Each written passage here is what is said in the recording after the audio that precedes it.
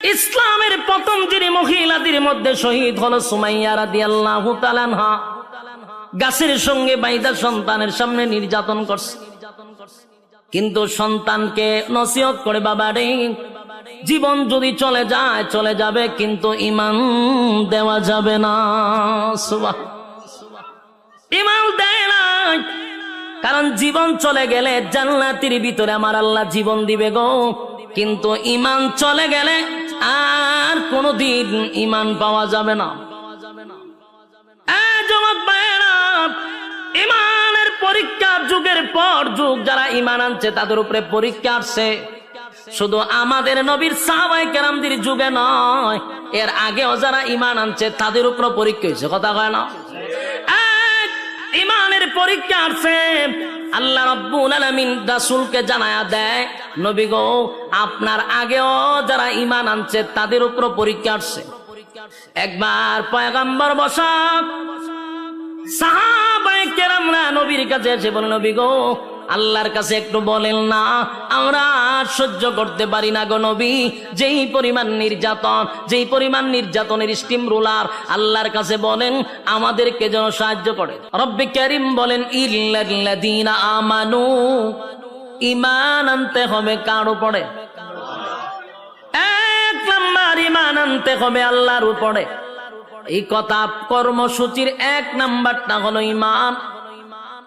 এক নাম্বার বলার পরে আপনার আর ভিতরে প্রশ্ন আসতে পারে, হুজুর আমরা যারা বসছি সবাই তো ঈমানদার দাবি করে বসছি, তাহলে তো এক নাম্বার কর্মসূচি অলরেডি পালনই করছি, ঠিক না? কিতা বুঝো? রব্বে কারীম বলেন, এক নাম্বার হলো ঈমান। ঈমান আনতে হবে আমি আল্লাহর উপরে। তাহলে চারটা কর্মসূচির মধ্যে এক নাম্বার হলো ঈমান। এখানে যারা বসছি কেউ কি বেঈমান হইয়া বসছি না? সবার দাবি আমরা ঈমানদার। একটু আওয়াজ দিলে কি গুণ হইব? সবাই তো ঈমানের দাবি লইয়া বসছি, কেউ কিন্তু বেঈমান হইয়া বসি নাই। তাহলে আমরা তো এক নাম্বার কর্মসূচি অলরেডি পালন করে বলাইছি, ঠিক না? তাহলে আল্লাহ কেন বললেন ঈমান আনো এক আল্লাহর উপরে? মালিক ঈমানদারকে ঈমানের ওয়াজ কেন করলো? আমরা যদি সবাই ঈমানের দাবি নিয়ে এখানে বসি, তাহলে তো আল্লাহ আমাদেরকে ওয়াজ করার দরকার ছিল না। কথা হয় না? তাহলে বেঈমানরা ঈমান আনার কথা বলার দরকার। কিন্তু কোরআনের বহু জায়গায় দেখবেন, ইয়া আইয়ুহাল্লাযীনা আমানু, আল্লাহ ঈমানদারকে ঈমানের ওয়াজ করে। কথা হয় না?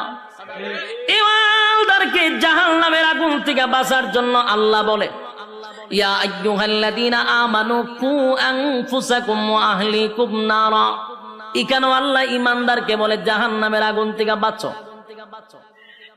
ইল্লাল্লাযীনা আমানু, আল্লাহ বলে ঈমান আনো। তাহলে ঈমানদারকে আল্লাহ ঈমানের দাওয়াত দেয়। কথা কম বছর ভালো লাগবে না।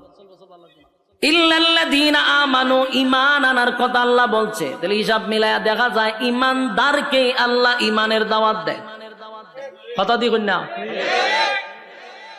প্রশ্ন হলো, ঈমানদার আমরা তো ঈমানের দাবি নিয়ে এখানে বসছি, কেউ কিন্তু বেঈমান হইয়া বসি নাই গো। সবার ভিতরে ঈমান আছে, দাড়ি আছে, টুপি আছে, নামাজ পড়ি, সর্বদিক মিলাইয়া ঈমানদার দাবি করে প্যান্ডেলের ভিতরে ঢুকলাম। এখন আমাদেরকে ঈমানের দাওয়াত দেওয়া হয় কেন? কথা কন। আল্লাহ বলেন ঈমান আনতে হবে। ঈমান তোমরা আনছি কারণ আমরা ঈমানদার দাবি করি বসছি, কিন্তু এরপরও আমাদের কাছে ঈমান মাফার কোনো থার্মোমিটার নেই।